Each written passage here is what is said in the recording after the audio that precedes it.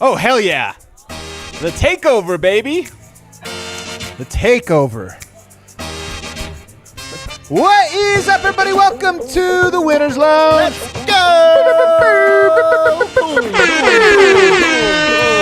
This is the DNVR Nuggets podcast presented by DraftKings Sportsbook, America's top-rated sportsbook app. Use promo code DNVR whenever you sign up, and do sign up. Bet with us, have some fun. I've got my boy in the house, Superstar Dev.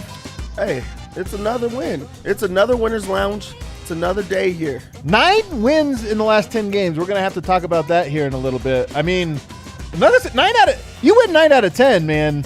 Like, you're really rolling. I feel like we're not giving this season enough credit. It's really hyped up. You're really trending in the right direction. And, yeah, like, it just felt like there was just, like, a switch that happened. The Nuggets finally get it. And that's with help on the way. A lot of help on the way, and I'm very excited about it. But you guys saw the intro video. Only you have until, I think, Saturday of this week to sign up for our party bus, a.k.a. the DNVR Nuggets Takeover. Remember, the idea of that takeover is we want to pack Section 132. You can buy tickets right there on the DNVRlocker.com or DNVRlocker.com. You can buy the tickets. It's $100. You get the tickets, $105 ticket, but we got it for $100 plus the party bus. Free drinks on the party bus to and from. I promise you, you're going to come out. You're going to meet other Nuggets fans. You're going to hang out with us. You're going to have a great time. You're going to be at the game chanting. We're going to be the loudest section in the entire arena. It's a lot of fun. Who knows? Some people might even stop by. I mean, last time, some people from the front office come over, try to shake hands, kiss babies, do those different things. You never know. So sign up, guys. I think we got something like 35 people or something right now. We want to get that up to 60, 70 people. So sign up by Saturday. On today's show, the Nuggets, they get their second straight win. Jokic has his worst game of the week. Absolutely abysmal game of the week. No, he actually rolls. Should I start with this rundown? Yeah, let's start with the quick rundown? I should have you do this one. Do you think you could do it off the head? I took notes. Do you think you could do it? I cannot do it off the head.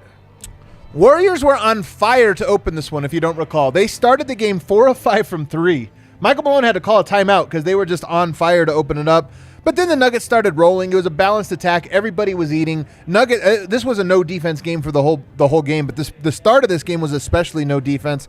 And then the bench comes in and opens a really nice lead to end the first quarter. You look at this, and the game kind of followed the script you expected. You know, all right, Warriors got going, made some shots, but you thought, okay, Denver's going to open it up and run away with it. But the Warriors stormed right back thanks to one Moses Moody, who was really a star tonight, man. That guy. Do you have like any quick Moses Moody thoughts? That was great to see, like, their young talent, like, really step up like that. And also, like, that gave me the feels of when Tyrese Maxey went off against, the Nuggets, like, a while back. And now Maxey's like, great. Yeah, you, like, look and you remember that name. Like, maybe, like, 2 years down the road, you're like, this dude is, like, really good. And we've seen that before. Yeah. That's exactly. I mean, Moses Moody's a really good player, smart player, and then he just plays hard, man. Like, he outworked the Nuggets tonight for the most part. But thankfully, the Nuggets have one Davon Reed, who started the game 4 of 4 from 3, and he was hooping. We're going to talk a lot about him tonight. Warriors went zone, which you expect. A short-handed team, the Nuggets can't shoot that well. They went zone, and they continued to shoot well. They were 11 of 21 at the half, and Denver was only up 71-69 as their defense was certainly stuck in the mud, their offense a little up and down. But the second half, Dev, Warriors opened up an 8-0 run right out of the gate. Nuggets do this. It actually reminded me of the first 2 months of the season when the Nuggets would come out at halftime and just be asleep, like no sense of urgency. That 8-0 run, it wasn't even that impressive by the Warrior. It was just like, Nuggets, what are you doing? Rage timeout by Michael Malone. And then from that point on, kind of similar to the previous night's game, the Nuggets put the clamps on. And the intensity went up, and they played great basketball for about 5-minute stretch. But that was a 5-minute stretch where the Nuggets went from down 8, 7, whatever it was, to up 10, 11 points, and they were really rolling. Bones came in. He had a pair of bad defensive possessions, and then he got yanked. And I don't know if he got yanked because of injury or because of those bad defensive possessions. I don't know if he had bad defensive possessions because of injury. I don't know what happened there. We'll have to wait for Harrison Wind, who's live at Ball Arena. He'll join us after he speaks to Michael Malone and the players, and we'll get an update on that. But Bones goes out. Facu comes back in, and that second unit to close out the fourth quarter was atrocious, like just absolutely atrocious. You're going up against that zone. They couldn't knock down shots. They couldn't get to the cup, and there was a lot of fast breaking. So Warriors had a big close to the third quarter, and it got a close game. In the fourth quarter, Denver's second unit they got a little bit more steady, but then JaMychal Green got hurt. What happens? Nikola Jokic checks into the game with 9 minutes. Remember last game? 10-minute mark, he comes back in. Tonight, second night of a back-to-back, he comes in at the 9-minute mark. Warriors cut it all the way down to 3, so it was a little bit of a shaky first part of Jokic.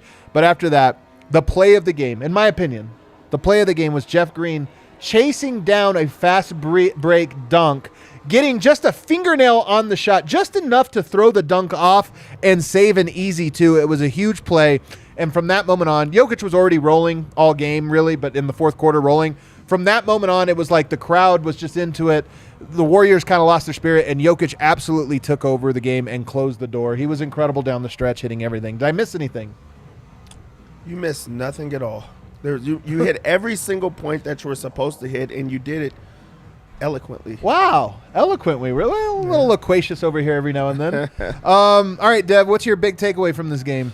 This heater, by the way, it's so cold in here. There's a heater right by my feet. I'm going to be playing footsies with you all night until I get this heater. The big takeaway of the game is Jokic just continues to dominate.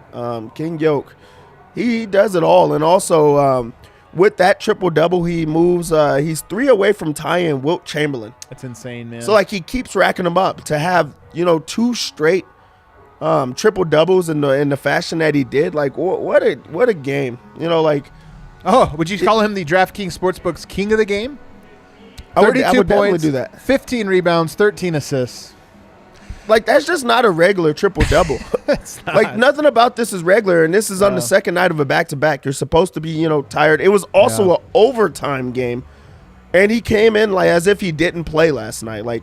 I know that there was, we had thoughts of maybe he was sit, especially against, the Warriors, as they were just mailing it in, but they didn't mail it in. They competed and they played hard, and they needed Jokic to be Jokic tonight, and he was Jokic. So the way that he just continues to put the team on his back and lead them to win after win, they're 9-1 in their last 10 games. There's been all type of complaining. There's been all type of conversation about Jokic not getting the credit that he deserves. That Nuggets team is not getting the credit that they deserve because 9-1 in the last 10 games is incredible. Yeah.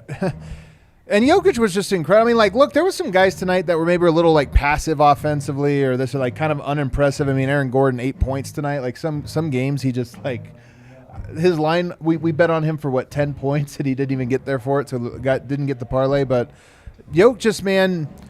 There was a moment about 30 hours ago, maybe a little bit less than 30 hours ago, when I was honestly wondering, is Jokic hitting a wall? Is he in a lull? As he took his foot off the gas pedal?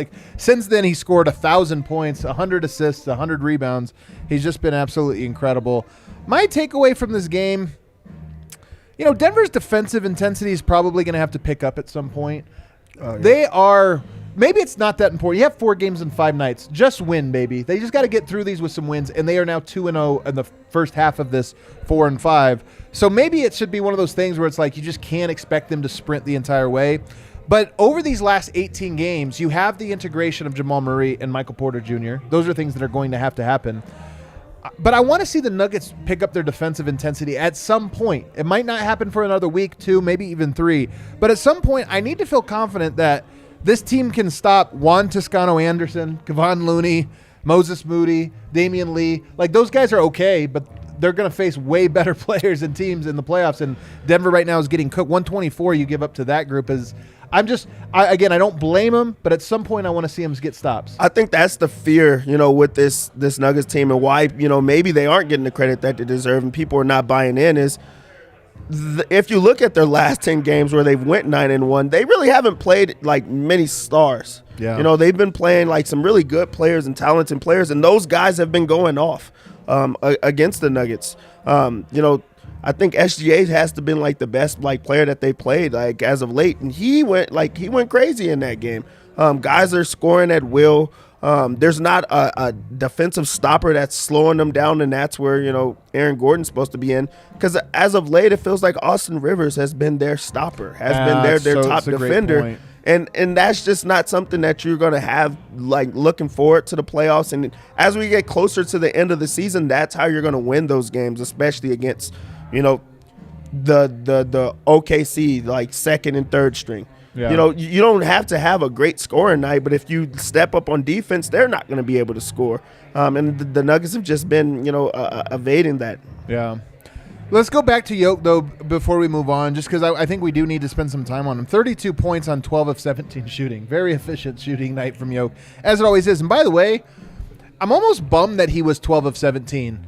I mean, you saw the scale. Like, there were like 2 or 3 tonight that he missed that, like, he never misses them. I was so shocked that he missed them, like, but I'm not ragging on him. 12 of 17 is still incredible. 32, 15 rebounds, dominated the boards, 13 assists. Like, the cool thing about this was the Warriors really were packing the paint against Denver, like all teams are right now. Packing the paint, swarming him, trying to take away cutting angles and daring anybody else to beat him. Denver did not shoot well, and yet Yoke still gets 13 assists. Like, Yoke, I do think, had a little lull. We call it a lull. It's just like he was playing average Yoke, not like super Yoke. He's out of it. Like, right now, I just feel like Yoke's back to seeing the Matrix, and what he did tonight, he did not go to 6th gear like he did last night. He did never touch 6th gear. He was in 5th gear for like 6 minutes. He played most of this game in 4th gear and put up 32, 15, and 13. But I like the mindset that, like, I can score on my guy at any time. Give it to me and I'll show you. Yeah. Like, that's what has been the difference in these last 2 games, because he has been trying to score. He has went back into, that bag of, I'm going to score on my guy. I'm going to embarrass him. You could even see, like, a little bit of a bounce to him after he had a few of his finishes. I felt like, a couple of games ago, 48 hours ago, he was in a funk of he's not, having that touch around the rim. He's not knocking down the 3 ball when he's supposed to. He's, right. He's not trying to score in different ways. He took one game off. This was a game that he didn't even shoot the 3 ball. Yeah. He was just like, I'm going to score every single time. It's the second I have a back-to-back. I might not have legs, but guess what? I'm going to go inside and I'm going to attack my guy. And Looney had no chance against him, and he knew it. So Yoke took one game off against Houston on Friday. Nuggets win. He comes back, and this is what he does in 2 games. By the way, it's a back-to-back. 39 points on average on 72% shooting. 72% shooting over 2 games, 39 points. 60% from the three-point line. 73% from the foul line, but he is averaging 13 free throw attempts over these last 2 games. That's notable. And then we go over here, 13.5 rebounds, 12 assists, 1.5 steals, 2.5 blocks, a plus 36 combined over those 2 games. Like, what a ridiculous 2 game. I know it's only 2 game stretch, but can I tell you what I'm thinking, Dev? What is that? 4 games in 5 nights. I think he'll probably play all 4. Kind of thinking, what a badge of honor if you can play all 4 of those games and keep these numbers up. If Yoke continues and has 2 more bangers, coming up here over these next 2, and you could look back and say Yoke just played 4 games in 5 nights and he put up 37, 12, and 15 or something on 70% shooting.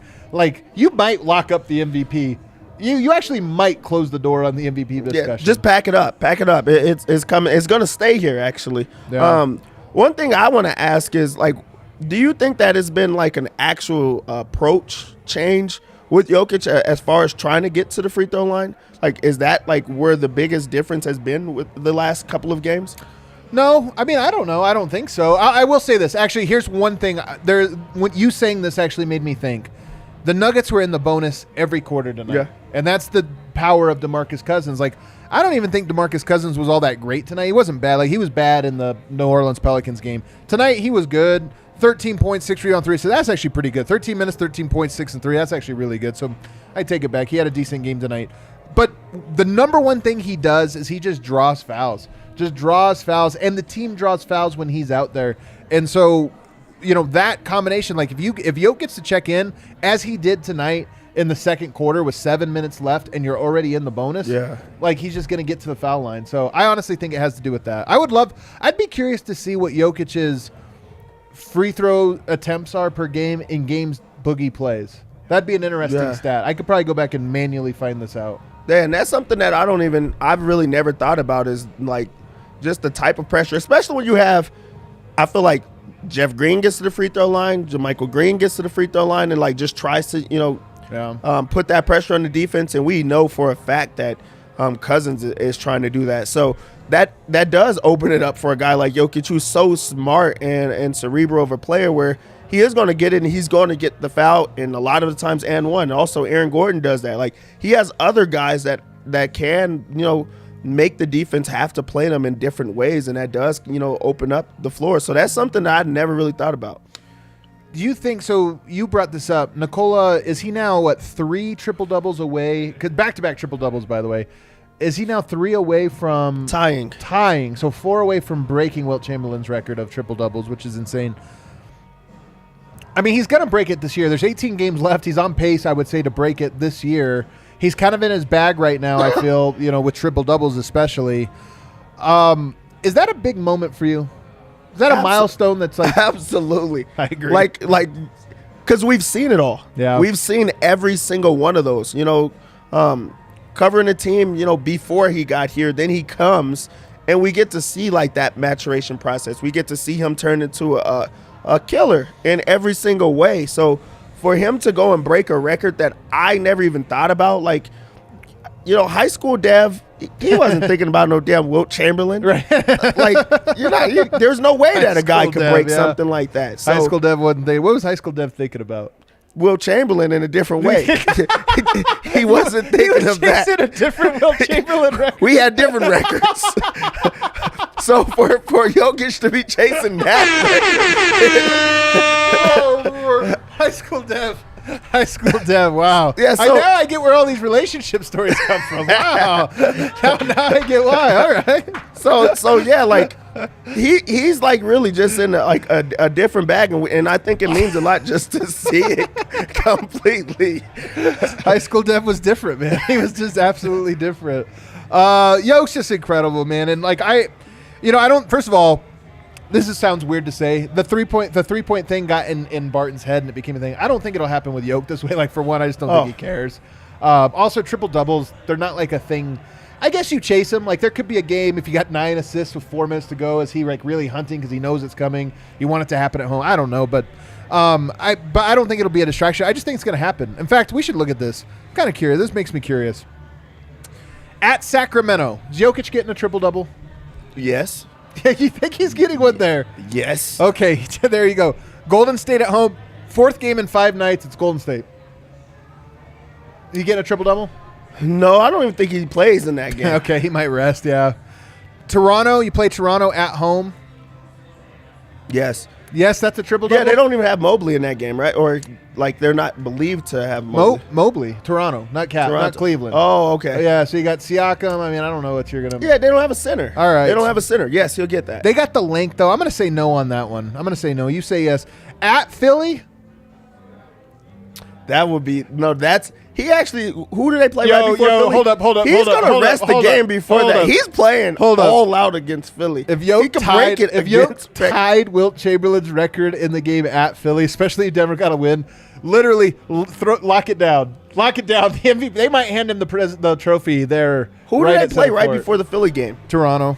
He might not play in that game. Come on, man. They're going to want him to just really go off against you. He's going to want to go off against Embiid in every single way. So going to that game, I don't think he gets a triple-double there. I don't think so. That would be, man, that would be like the story itself. That's the banger right there. That is the banger. Washington, that's next Monday, by the way. That's a 1 week away. At Washington 2 nights later. Yes. They don't have a center either. And I feel like he really just goes off against them every time. At Cleveland, I don't think that one. They got a lot of bigs. Yeah, no. And so then you come back and you have Boston. Now, here's what's crazy. I think there's a good chance we look at the 20th. That's that home game you return, you play against Boston. Then you have the Clippers, then you have Phoenix. This is tough 3 games right there. There's a good chance that the Nuggets could get Murray and or Porter back for one of those games, and Jokic could break Wilt Chamberlain's triple-double record in one of those games. There's a really good chance it could happen. You know what else it could happen, guys? March 26th, the DNVR Nuggets takeover. That could be the game. You know, you would kick yourself if you were not at that game and you had an opportunity to. So sign up, dnvrlocker.com. Let's take our first break, and I'm going to tell you guys about Breckenridge Brewery, and in particular the Mile High City Copper Lager. This is the PBR tasting lager from Breckenridge Brewery. They have a whole lineup of great beers. Vanilla Porter Jr., the Avalanche Amber Ale. Right now we're in third spring. This is the third and final winter, the final winter of the year. We're in that right now. I would say it's probably a Vanilla Porter Jr. What do you think, Kel? It's IPA season. You think it's IPA season? IPA season. All right, so you got the Hot Peak IPA. Yeah. He got the Hot Peak IPA. That's maybe it's Hot Peak IPA season right now. Check that out. You can use the Breck Brew locator to find out where they spell Breck Brew, be it a bar, a tap house, a restaurant, or a liquor store. You can use the Breck Brew locator, and it will tell you what places have it in stock, so you can check it out. They've also got Seltzies. Spring season is almost here. Time to start getting that summer bod on. You might want to go over to the Seltzies or the lemonades. They got all that good stuff, so check them out. Breckenridge Brewery. Also want to tell you guys about DraftKings Sportsbook. You guys know about them. Let me see what we have here going on. Oh, yeah. Actually, one of the most fun weeks of the year for gambling is upon us, Dev. Oh. March Madness. Man. March Madness. Edgar's going to come from behind the curtains and tell us he's been sleeping here the entire time. March Madness was a lot of fun last year. I'm excited to be at the bar for the entire day. That has to be like entire 4 days. That has to be a ritual now. Like, yeah. There's a live show that goes the entire day. Can we bring like sleeping bags? That should be the DNVR sleepover. We're just here for 4 really days. that was fun. You have a lot of really good talking heads and RK and those guys that really do bring it. And then you just get like different guys throughout the day that are just guessing. Yeah. You're just guessing on the day. Yeah, it's fun though. Like you have drinks all day. It's March Madness. It's fun. I mean, how else are you going to get like IUPUI versus Oral Roberts? You're like, how else are you going to care about that game? You put a little money on it, all of a sudden you're cheering for whatever Oral Roberts' mascot is. You're all in about him. But conference championships. You ready to feel the excitement for conference championships like never before? Turn your team's victory into your own big win with DraftKings Sportsbook. New customers can bet $5 on any team to win and get $200 in free bets if they do. It's that simple. If they win, you win. Sportsbook isn't available in your state yet. You can still join on the action with DraftKings Pools. So this is for everybody. The pools. This is like a March Madness pools. You can do it with DraftKings Sportsbook. Everyone can play for free all March long for a shot at over $250,000 in prizes. Download the DraftKings Sportsbook app right now. Use promo code DNVR. Bet $5 on any college hoops team to win and get $200 in free bets if they do. If they win, you win with promo code DNVR this week at DraftKings Sportsbook. 21 or older. Restrictions apply. See DraftKings.com Sportsbook for details. Let me see here. What else do they have? One last thing. Nope, it's not there. All right, let's move into segment 2. You know who I want to talk about next? Number one guy outside of Yoke I want to talk about? Davon Reed. Davon Reed has been on the shelf for a while. Will Barton goes down. So it's Davon Reed time. He gets an opportunity, and boy, did he take advantage of it. First of all, remember how good Davon Reed was playing earlier in the year? This isn't like he just played good this stint. He was actually playing really well when he was getting minutes. He comes in tonight after being on the shelf for a long time, gets 20 minutes, goes 6 of 8 from the field, 5 of 7 from the three-point line, 17 points, 3 rebounds, 1 assist, 1 block, and I just thought looked like a player. Davon Reed, actually, I'll first throw to you. How do you analyze his game? I mean, that dude is big time. Like, really, if you just look at his season as a whole, he gets converted after having some minutes. Yeah, he was playing minutes as a 10-way, right? Like 10-way, 10-day to start the year right. out. Now he's a 2-way. A few different times. Then that gets converted into a 2-way for the entire year, and he stops playing. But he doesn't give up. He doesn't, pout or anything like that. He stays ready until the moment that he gets his opportunity. He gets it against, the Warriors. And again, that was pretty close. Like, I'm sure that they wanted, more guys to play just because it was supposed to be a blowout, or you just expect your team to, like, just bounce back in a different way. But again, it's the second night of a back-to-back. So he comes in and he gives that second unit life and showed exactly why they put him on a 2-way, right. Exactly why they want to keep him around. I don't think he's a rotational piece, but he's also just a good piece to have that you could throw out there from time to time, and he's going to make things happen. Like, I really do feel like he's like the most reliable shooter. When he shoots it, I feel confident in his shot every time because he proves that time and time again. So that's a guy that really just belongs in the NBA, and he's going to be around for a while. Here's what I think's going on with Davon Reed, because you watch him tonight, and honestly, if we're being completely honest, you watch him in the games that he's played, kind of looks to me like he's one of the 10 best guys. Like, he's looked like that almost every game he's played in. Here's what I think's going on. Michael Malone has a thing that I can't even really fully blame him for, even though I'm like, there's things I love about it, things I don't love about it. I think Michael Malone, he likes to play guys that have been there first, like first in, you're going to be the first opportunity. And Davon Reed's opportunity hasn't fully been there. There's pockets like tonight where he got to play. There were moments where in the season where guys were in COVID or out or this or that, and he got his opportunity. I think Davon Reed is going to be a part of the Nuggets' future plans. I think this is his Monte Morris first year. Remember, Monte Morris went down to the G. I think this is his first year. So many guys have done that. Even P.J. Dozier. Remember P.J. Dozier's first year? We wanted to see him, and he was on the shelf a lot. Two things. I think, one, Davon Reed's bounced around. I think they're like, hey, put your roots down here. Next year, this summer, we're going to give you a bigger contract. We want you to come back, and you're going to be that 10th man with an opportunity to move up. And also, that might also just keep him a little bit cheaper. Let's be honest. They play him all this time. It might be a guy that I think maybe you give him a 2+1 or a 3-year deal or something like that after this year on really low money because he's never had that big contract. And now you might have locked up a guy for the next 3 years. Real championship push. And you look at this guy as a guy that can fill in some gaps. But I think more than anything, it's just Michael Malone has this thing, and it's important. The guys that were here first and have played well, like if they play bad, you get bumped. But if you are here and you play well, they get the first crack out of it, even if there's a guy behind them. So I honestly think that's what's going on. You watch Davon and you think maybe he could help now, but I think this is his wax on, wax off phase. With this whole COVID thing, you know what has just changed or just went together altogether? Counting how many games a guy spends on the regular roster. Yeah. And not, in the G League or on that two-way type of contract. Yeah, I remember when Torrey Craig was around, you counted every single minute. Well, you had to playing. That time. Yeah, but it feels like it just went away completely where guys are just kind of with the team. It's just like an added-on roster spot. And maybe that's me just not knowing the rules because it just doesn't feel like he ever has to go to the G League. And that's just also a difference with Bo and players like that is when they played, you were excited and you wanted them to play, but you were just like, hey, I wish he got a little bit more minutes in the G League just to get him fresh and not rusty. With Davon Reed, you don't feel that. It feels like he's a part of the team. He could go 3 or 4 games without playing, and then he gets in for a few minutes and he contributes. So you don't feel like Davon Reed should be a G League type of player. He's a part of the team. He, like you said, he looks like one of the 10 best guys on the team because he just brings so many things on offense, on defense. He knocks down the 3 ball. He's just a really complete player. If he replaced, let me see here, Bryn Forbes next year, how would you feel about that? Bryn Forbes is out.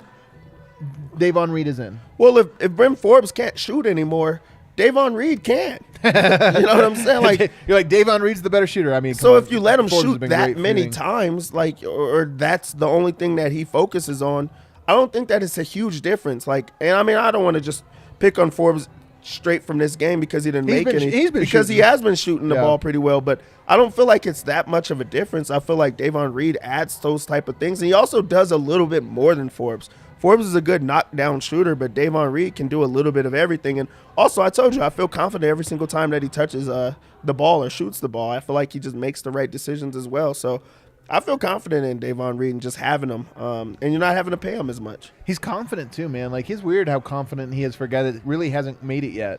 Austin Rivers, if he replaced Austin Rivers next year, Austin Rivers is out, Davon Reed is in. Every minute that Austin Rivers played this year goes to Davon Reed.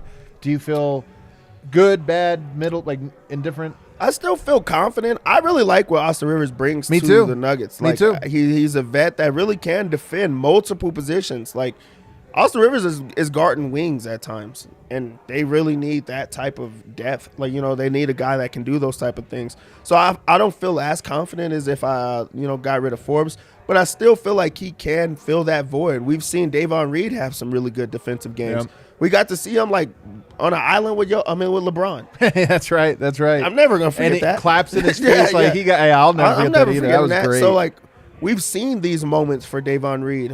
We just don't see enough of them because we don't see him play a lot. So I could be bullish on Davon Reed, but it's because I don't see him a whole bunch. So if I see more of it, then I'll have an answer for it. The other guy would be Wilt Barton, which obviously would indicate a major shakeup, or a Bones Highland. I don't see the Nuggets doing that. I just like Davon Reed. He's my new P.J. Dozier. He's the guy that I'm he's just a straight role player, but I like what he does. I think he can make smart plays. I think he can knock down shots, and I think he could – I don't know if he's an elite defender, but he's got some length, and I'm curious to see more of him, and I hope he makes the roster again next year. I don't know. Is there anybody else that really stands out to you that you want to kind of highlight? DeMarcus Cousins, again, makes his presence kind of known, especially with drawing fouls. Is there anybody else here that you feel really deserves a mention? Jeff Green had a big game, 7-11, 18 points. Yeah, Jeff Green, just because you have to talk about that block. Yeah. That really was like the play of the game. It's like the highlight of the game. Just because the Warriors actually did make a push to get back in the game. They really did fight hard. Like, you got to give them credit for how they came out and competed.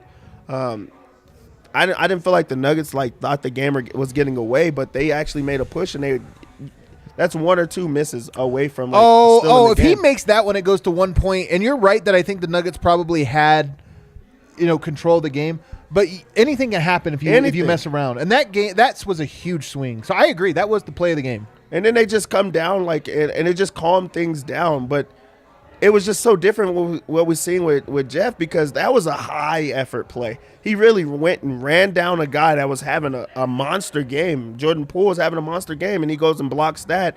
You really do have to talk about those things. And also, He just applies so much pressure to the rim that you talked about. He's getting fouled. He's making guys have to take those silly fouls oftentimes, and he creates a lot of mismatches. So he's a player that we have to speak about.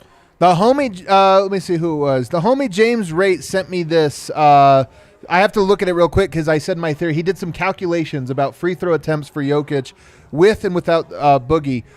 Let's see. Free throw attempts per game without Boogie, 5.3.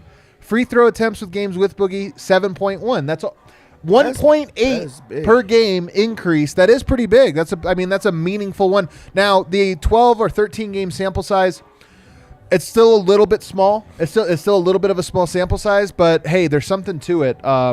There could be something to that overall. So we'll have to keep our eye on it. Shouts to the homie James Rate for doing the work there. That was fantastic. Super helpful. Let me see who else. Yeah, Jeff Green. The thing, I've said this a lot. Jeff Green reminds me of Wilson Chandler, and that there's just a lot of times where you look at him and you think he's so good, he could be better, and sometimes it just looks like he's coasting. Like Wilson Chandler played smooth, in that I didn't always think he was going 100%, but when he did, it was went to a whole other level. I think Jeff Green's similar to that. Sometimes really athletic guys with that 6'8", 6'9" body, it can look like that.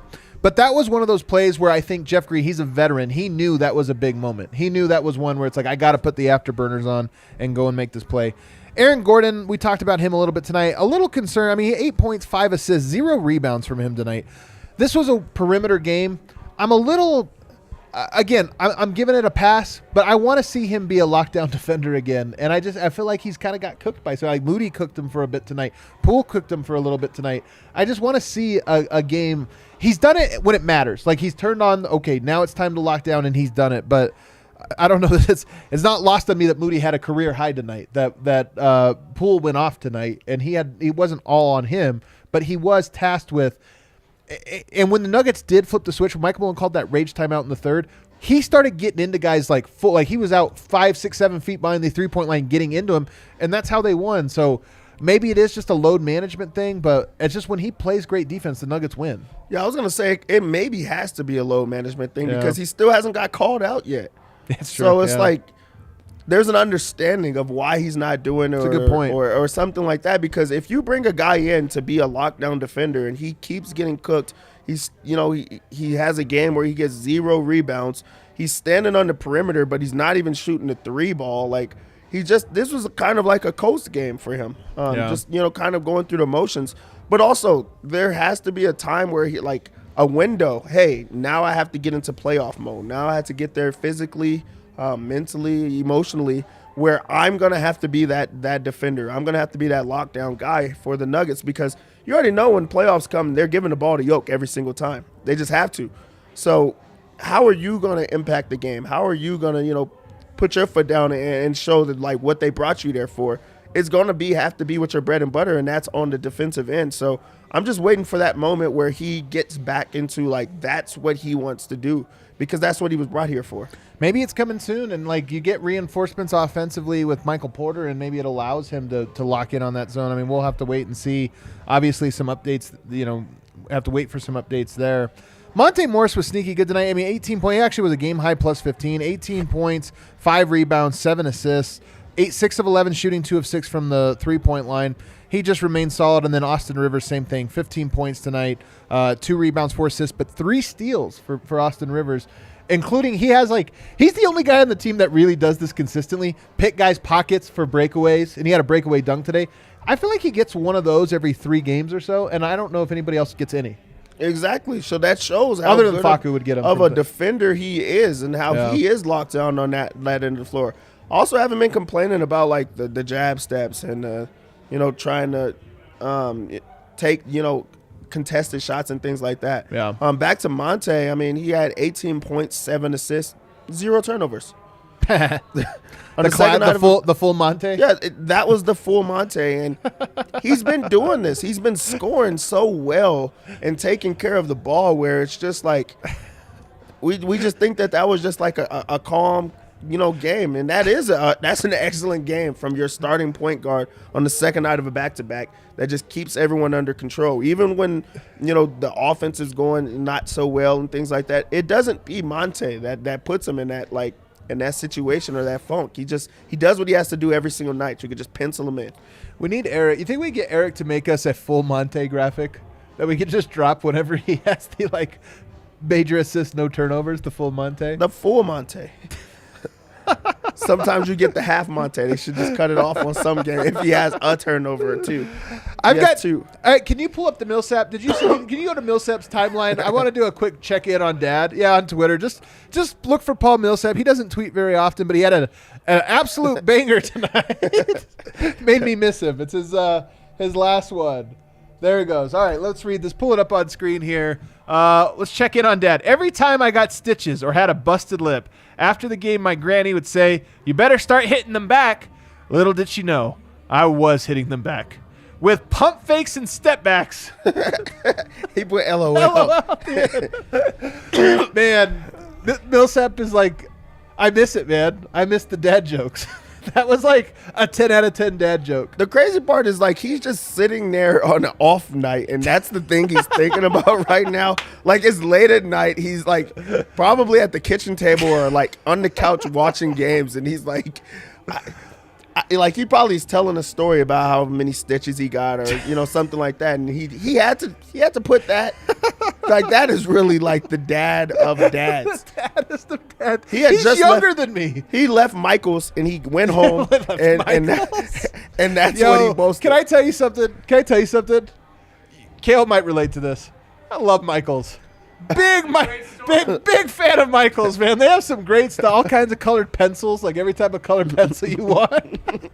you got all kinds of cool places to put them. My girls like to paint, so I got all these easels and stuff. I love Michael's, man. Why do you go to Michael's? I go there. It's always for the girls. You buy stuff for there. You ask Kale. Why does Kale go to Michael's? I'm saying they got cool stuff at Michael's. Cool crafts and activities. I got a framed. We're craftsmen, man. I got a framed shirt. Coloring books from Michael's. A framed shirt. I have one other question. And you probably hadn't thought about this until I'm about to bring it up. Where did the Sombor shuffle go? Oh. How long has it been since we've seen a Sombor shuffle? Look, Yoke's killing it. He's killing the game, but we haven't seen a true Sombor in a while. And especially Yoke for a while there was busting him out for no reason. Yeah. And now I feel like it went away. He missed a lot. I think it's a good and a bad thing that there's not a Sombor shuffle. I feel like it used to be at the end of shot clocks when people was throwing them grenades and they just get it out of my hands and he had to create. Also, I think that he now just makes his decisions so quick that he doesn't have to have the ball in his hands. I feel like that was an alternative shot to just try to get the guy off of him. Now he can just he understood that he's way bigger, way stronger, way more dominant than everybody else. So his footwork in the post is where he's getting most of his buckets. But everybody loves a good Sombor. Of course. We haven't seen it in so long. I just kind of miss it. I mean, it's not a big deal. I just kind of miss it. All right, let's take a break here. On the other side, we got Harrison Wind at Ball Arena. He'll be joining us here in just a little bit. But first, I want to tell you about Evoca TV. And actually, let me pull this up because I got a testimonial today, guys. I love our partners so much, partners, especially Evoca TV. I got this message today. I want to read it. I put it out on Twitter from Eric. He says, "Hey, Adam, thanks for the Avaca adverts. I don't live in Denver, but I still live in the broadcast market, New Mexico, so League Pass is blocked out. So I got to watch on the sly. But I passed it along to my dad who loves the Nuggets and hasn't been able to watch. He's disabled, and watching Nuggets games is one of my favorite and only ways to connect with him. And last night was his first game on Avaca." First of all, can you imagine not getting to watch Yoke for the longest, and then you get to watch him, and last night was the game you got? Think about how this great is what that I've been is. missing. Then they're like, "What? Oh my god!" So no joke, I got the same number of texts about how much he loved the game as how stoked he was for Avaca. He said it was super easy to use and get set up. Glad you're getting options online for people to watch. I love that I love that I got credit for Avaca TV. Like, I didn't do anything. They just advertised with us. I advertised them. But honestly, I love this story so much because I honestly believe that getting to watch Nikola Jokic is like, we owe it to the world.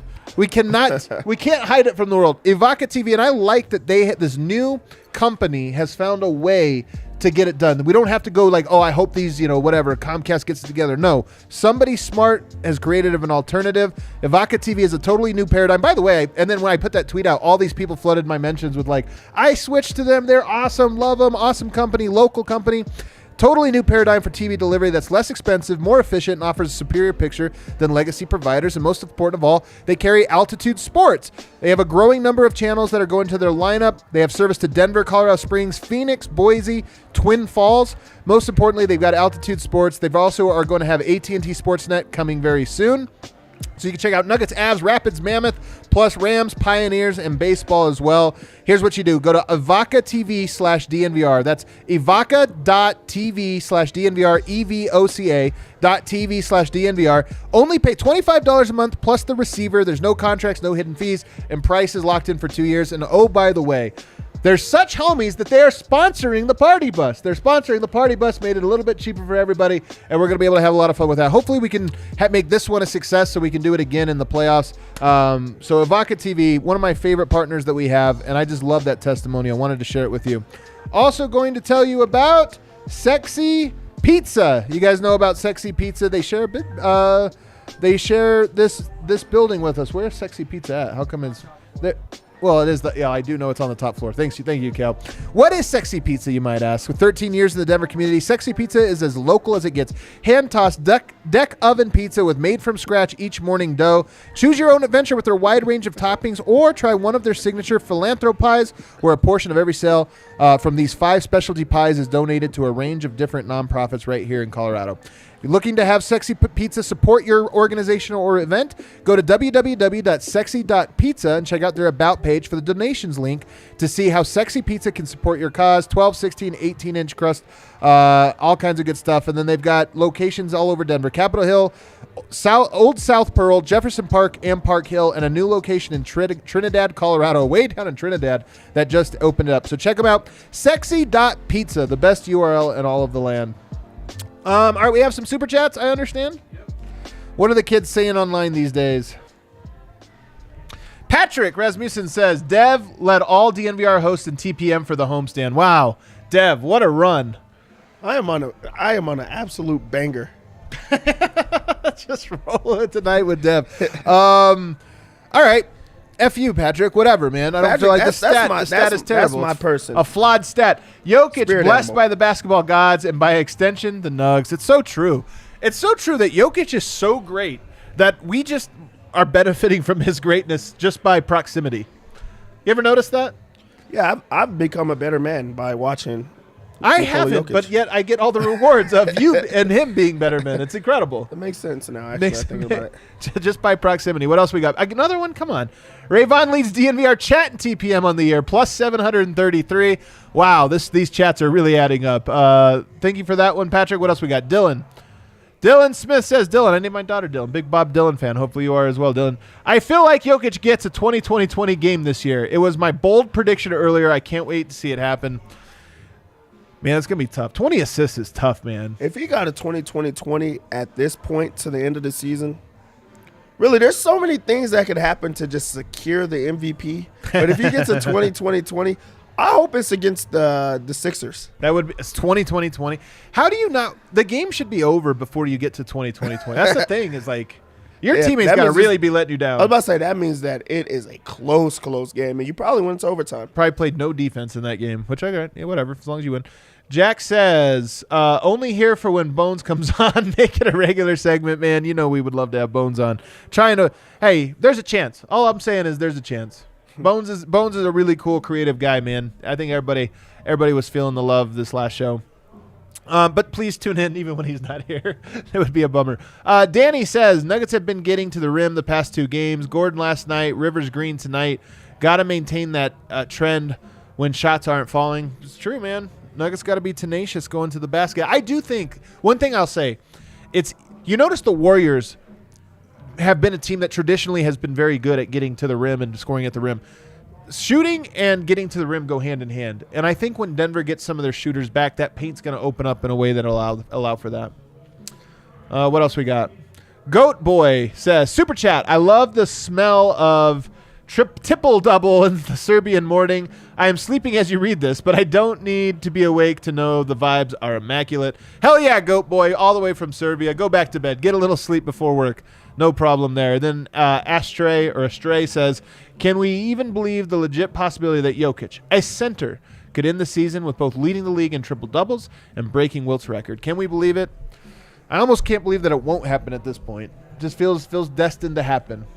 But then he just gets to keep going. Like, that's the part that's scary, is because he still has so much basketball left in him that he's now going to be the guy that no one can catch again, ever. Ever. Let me see the triple-doubles here. I'm looking at the all-time record for it. So Jokic is currently 7th, 4 away from Wilt. And then after that, he'll be 25 away from LeBron. And obviously LeBron's still going, 30 basically away from Jason Kidd. So, I mean, he has a real chance. Like, next year, I suspect by next year he should be in the top 5 in triple-doubles, which would be pretty remarkable. Pretty crazy. Jokic, man, just keeps going. Should we go around the association? All right, I asked that rhetorically. I guess nobody was listening. Should we go around let's go around the association. Let's see what's happening here. The Lakers had an easy one. They took on the San Antonio Spurs, so they lost. Oh, my God, the Lakers. Honest question, Dev. Let's clown the Lakers for a little bit. I don't think LeBron played tonight, did he? I think he sat. Picked a time to rest, huh? What a weird one. Here's a bold prediction. I predict LeBron James will pull a hamstring very soon. Yeah, like, you have to fake an injury if you have a season like that. Like, because, like, first off, he's playing so, like, exceptionally well. Like, for him to be this old and to be putting up these type of numbers, amazing. But for the team to be so shitty and to be losing the way that they're losing at this rate, they're in 9th seed right now, and it doesn't even look like they could get to 8th. So, like, they're in the the play-in game, and also the people under them are right there battling. They still have Portland right there, who are shitty. So for them to be at the same situation as Portland, that just shows what type of season that they've been having. And then also they have New Orleans right there, who's now trending in the right direction. The Lakers are 2-8 in their last 10 games. Not good. 2-8. Unbelievable. So here's the option. We talked about this, I think, once before. The Lakers could lose to the Pelicans, and the Lakers could miss the play-in. Like, LeBron could play, and they could just miss the play-in. I don't think that one will happen, but it could. The Lakers could lose to the Pelicans in the first play-in game and then be eliminated by Brandon Ingram, who they traded away. That's really bad. They could win the first game and then lose the second one either to the Clippers or Timberwolves. If it was the Clippers, that's a real disaster. Then you have a real PR hit if you lose and miss the playoffs because the Clippers knocked you out. Or you could somehow sneak into the 1-8 matchup and take on Phoenix and get curb stomped. There's no good options for the Lakers. LeBron has to know this. I just would not be surprised. Had a 56-point game. I wouldn't be surprised if that was it's a bummer he got hurt right then, because he was really coming on strong, man. You see that 56-point game? He was starting to play the best basketball. His team let him down this year. His team let him down so hard. They had a guy hurt, this year. It's so true. No one else had to go through what he's had to go through. Westbrook was taking all those bad shots. Like, Westbrook played a lot this year, but he wasn't an all-star caliber so true. Point guard. And also, they had a guy that was down. And then LeBron got hurt with 18 games to go, and just like actually, they probably would have been a 6 seed if he didn't get hurt, but he got hurt.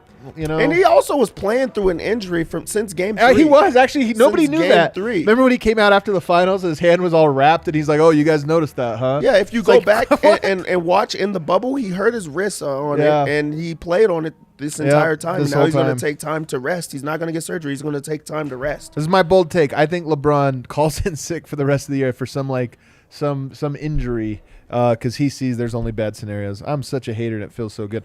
The Jazz fell to the Mavericks. The Mavericks are the best team in basketball. I don't understand how it works. Luka Doncic had the worst flop in the history of flops. The basketball gods must not have been watching because he gets 35, 16, and 7. Man, look at that stat line. 35, 16 rebounds, 7 assists. Those are Jokic numbers. Yeah, man, when Luka's on, he is on. He does whatever he wants. And also, the Jazz are struggling right now, right? Like, it looks like they've been losing like some pretty big games. They just got blown out by the Pelicans. They go into this game and lose it. I'm not sure what they actually are, but it just feels like they're like just trending in the wrong direction. Yeah. And the Mavericks, on the other hand, just will never lose. Like Denver's on this run, they haven't caught any ground up on on the Mavs. It's the wildest thing. So we got to keep our eye on that one. They now are just a half game behind Utah for that 4-5 home court advantage, which I think it'll be. I still don't think Denver catches either of them. Denver is only 1 game behind Dallas, but I don't know that Denver really cares. They just want to avoid 7. And then that 4-5, it's kind of cool that those two teams are that close because it really could come down to home court advantage. It could come down to the very end of the season, which is always cool. You always love to see that. Talk about a team that's on fire right now. The Timberwolves, 124-81, just completely destroyed this poor Blazers team. The Blazers obviously pretty short-handed. No Nurkic, no Lillard. But you have any thoughts about that 124? No, that Portland team, like they've already packed it up. They've already melded in this year. And I mean, the writing has been on the wall. You could see that when they got rid of McCollum, that things were just going to, go in the wrong direction. They're playing guys that literally nobody knows. Brandon Williams, Greg Brown, Elijah Hughes. Those are all basic names, so I know that they shouldn't be in the NBA right now. So I just don't feel like Portland has anything to play for. So everybody's going to blow them out.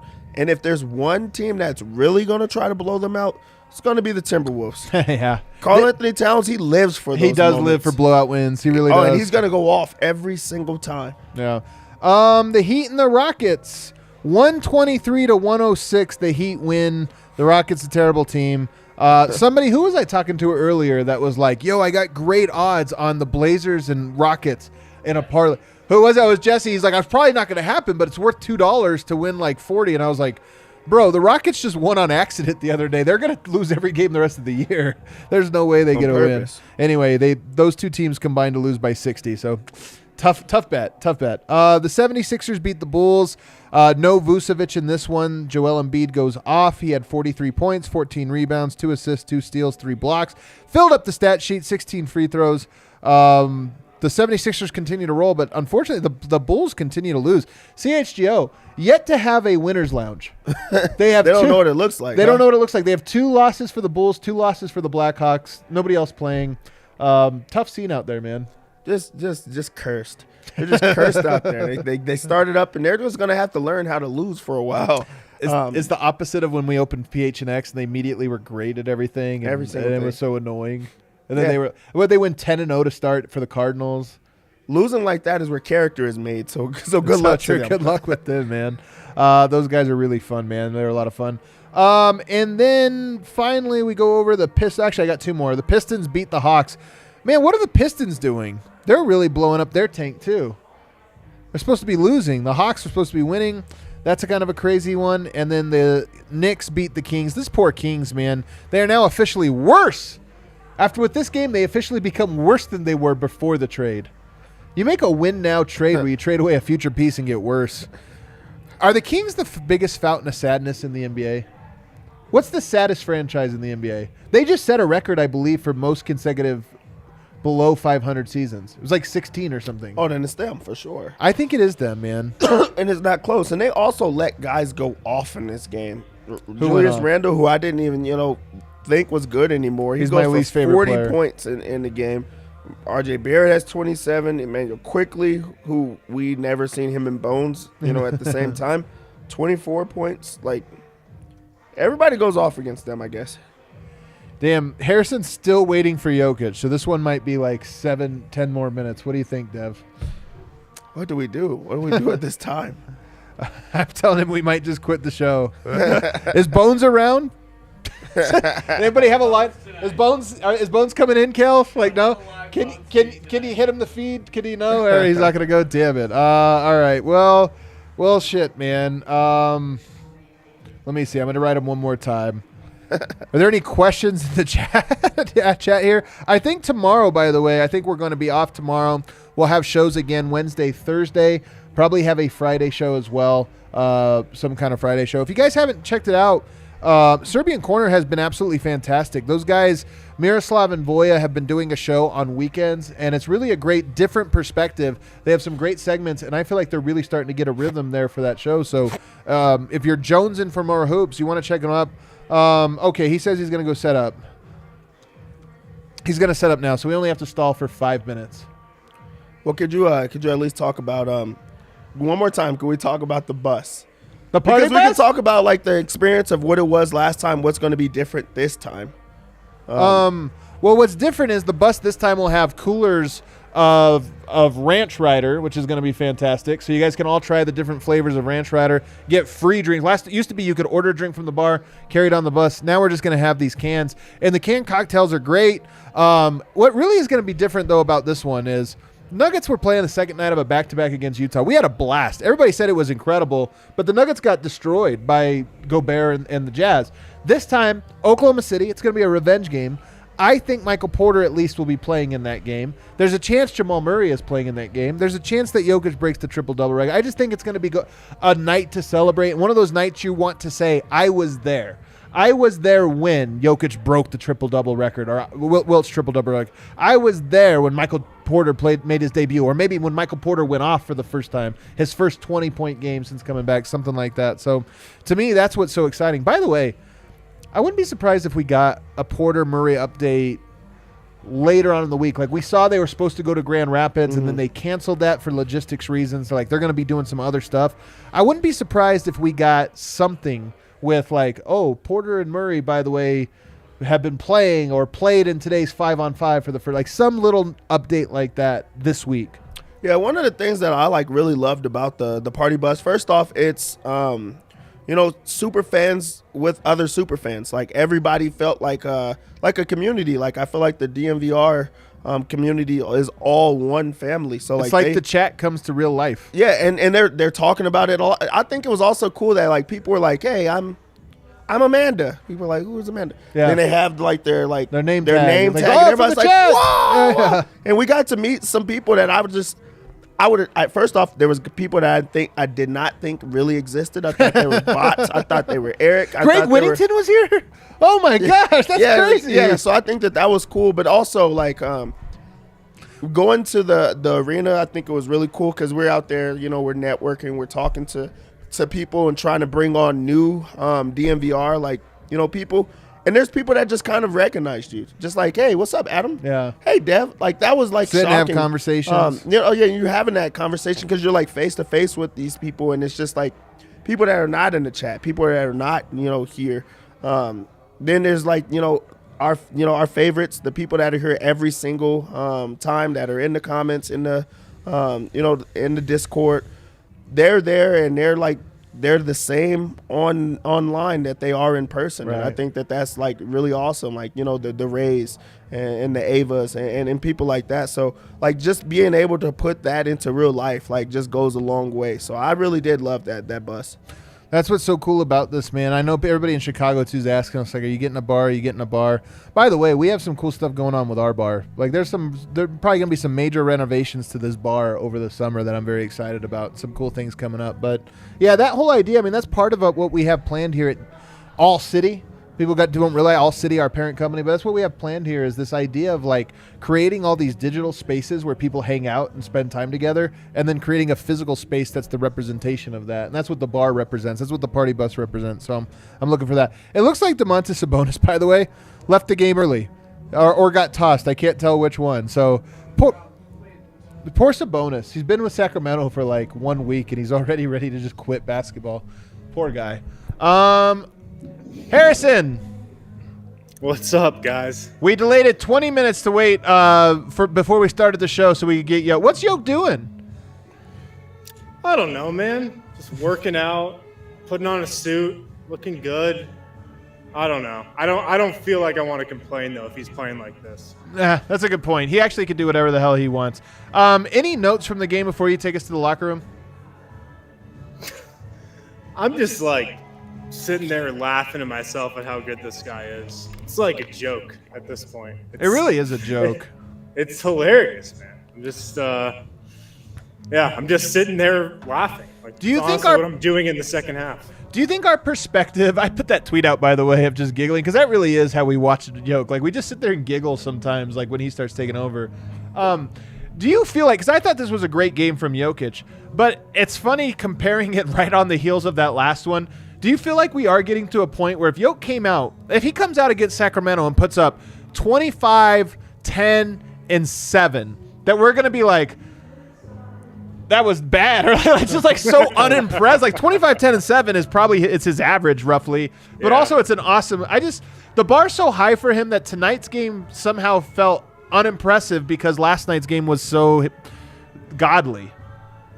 I know. Like tonight was an incredible game, and he took over again. But I mean, I'm numb to it. I feel like his teammates are even numb to it. We're Wow, wind. Look at him frozen right there, though. Oh, there you are. You came back. You're back, Harrison. All right, well, take us inside before we lose you. Yeah. Well, I mean, the story of this game was nobody really played defense for 3 quarters, and then the Nuggets played a little bit of defense at the end. But what Michael Malone loved was 39 assists to 9 turnovers. He loved how much they were getting to the line. The Nuggets really struggled to get to the line for most of this season, but these last couple games, ton of free throw attempts. They went to the line 43 times last night, went there a bunch tonight. Jokic obviously got there 14 times tonight, 41 free throw attempts tonight. So they're getting to the line a lot. Michael Malone loves that. He shouted out Jeff Green for that chase down block. Yeah, it was big called time. It one of the best chase down blocks I've seen in a long time by anyone not named LeBron. And then Austin Rivers got the defensive player of the game chain. He had a couple clutch defensive plays. The Nuggets are 11-2 in their last 13. Malone loves the way they're playing, called it their best basketball of the season. And aside from just the defensive effort over the first 3 quarters where Moses Moody, Jordan Poole were raining threes, I think he's happy with the win. Yeah, I mean, I think he's happy with it too, even though they gave up 124. Probably not happy about that, but what can you do? Yeah. So we did speak to Jeff, and he was talking about that chase down block, and he was just like, look, I'm just trying to make a play. He kind of helped me out. He's talking about whoever he blocked. Was it Chris Chiozza? He said he kind of helped me out by going to the front of the rim, and he just went up and made a play. He was also talking about his chemistry with Yoke. And it was funny. After the game, in his on-court interview, I think it was with Katie, but Yoke shouted out Gary Harris, and he was like, Gary's the first guy who I started connecting on those Hail Mary touchdown outlet passes with. That's awesome. And Jeff obviously got a couple of those tonight. So, Jeff was talking about how he just reads him. He knows he has a history of, getting out quick, and he's been doing it for so long. We try to get one a game. And I just jog down. I try to kind of put the defense to sleep and not give it away that I'm going for one. And then they make eye contact, and he said he just goes after that. I love that, man. It's so funny, man. I love that that's a thing he actually strategically goes for. I love it. Yeah. Jeff was hyped for that. He called his last 2 games Jokic's just MVP caliber basketball. And like I was just saying earlier, he said, look, this is normal for him. So I think everybody's pretty numb to just Jokic doing this every single night. And then finally, Jeff Green talking about Davon Reed, who huge game tonight, career high points. He said, he's a guy that just works his butt off every day. I don't have to talk to him about, stuff he needs to do to stick in this league or whatever, because he's just doing everything that he should be. Yeah. Love that, man. What is your take on Davon Reed? I mean, he was so good tonight. He's been out of the rotation. Just kind of why isn't he in the rotation?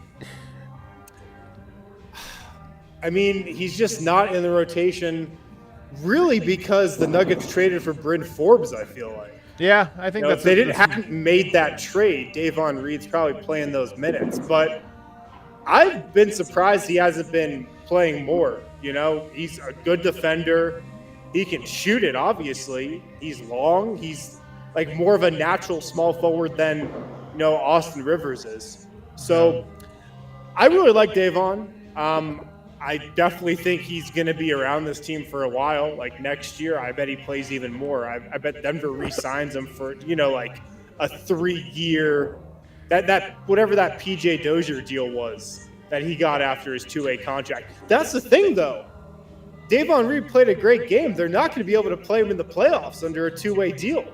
Yeah, I just don't think they can hurt him. Yeah, they're not planning on that, I don't think, this year, which is fine. That's just fine. But I do hope he's back, and I expect he will be back next year like you said. I said the exact same thing in the show. They give him that PJ Dozier 3-year extension, and now he's locked up for cheap for 3 years. Yeah. I think he could be useful in the playoffs, but you're not going to have him considering he's on a 2-way contract. So we all spoke to Davon tonight, and he said – over the last couple of years, he's been bouncing in and out of the league. He's tried to figure out what the stigma against him was and kind of why he wasn't sticking. And he said he was surprised that people don't think he could shoot, considering he was a 40% three-point shooter in college.